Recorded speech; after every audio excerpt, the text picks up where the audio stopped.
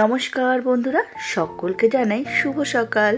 তোমাদের গৃহবধূ আবারও একটি ভিডিও নিয়ে আজ হাজির হলো। তো সকালবেলা ঘুম থেকে উঠেই দেখো বাইরের চারিদিকটা কতই না সুন্দর লাগছে।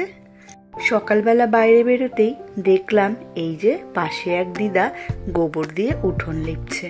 পুরো এইসব সিন কিন্তু গ্রাম সাইডেই দেখা যায়।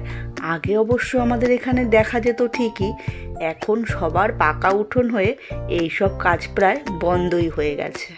আমি আবার আমার বাড়ির সামনে থেকেই দেখতে পেলাম একটি দিদা ফুল তুলছে আর একটি দিদা এইরকম উঠোন লিপছে। আমি তো দেখতে পেয়ে ভীষণ খুশি হলাম আর ভাবলাম না, আমার বন্ধুদেরকে একটু দেখাতে হবে। তো তাদের সাথে একটু গল্প করে বাড়ি চলে এসেছি। আর এসে দেখো আমি কিন্তু ঘুম থেকে উঠেছি অনেক সকালে, প্রায় ধরে নাও 4:10-15।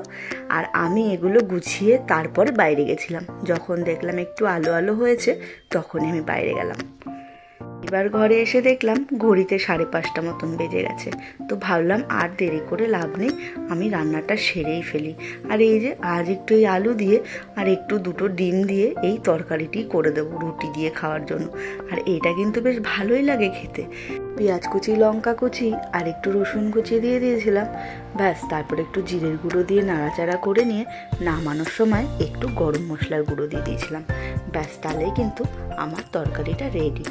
তার টিফিন গুছিয়ে ওপরে এসে ওপরের বিছানাপত্র গোছগাছ করে এইবার চলে গেলাম নিচে। সেও বেরিয়ে গেছে, একবার চা খাওয়া হয়ে গেছে। এইবার এই যে সকালের টিফিনটা করে নিচ্ছি। আজ এই যে ডালিয়া করেছিলাম আর একটু মা আবার মাছের ডিম ভেজেছিল আর পটল ভাজা, কাঁকরোল ভাজা ছিল, তাই দিয়ে আমি সকালের ডালিয়াটা খেয়েই নিলাম। মা গেছে ওপরে পুজো দিতে আর আমি ভাবলাম যে দুপুরে যা রান্না হবে সেগুলো আমি কেটে কুটে রেখে দিই।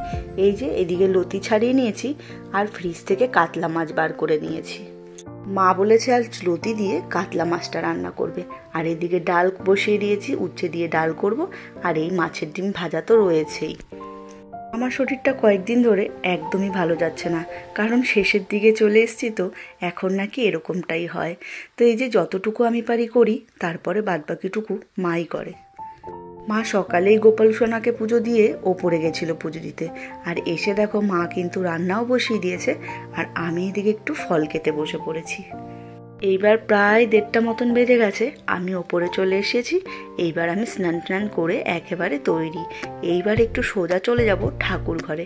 ঠাকুর আজ বৃহস্পতিবার, মা দেখো কত সুন্দর করে পুজো দিয়েছে। আর আমি ভাবলাম আজ যখন একটু ভালো লাগছে এখন এই সময়টা, তাহলে একবার ঠাকুর ঘর থেকে ঘুরে আসি।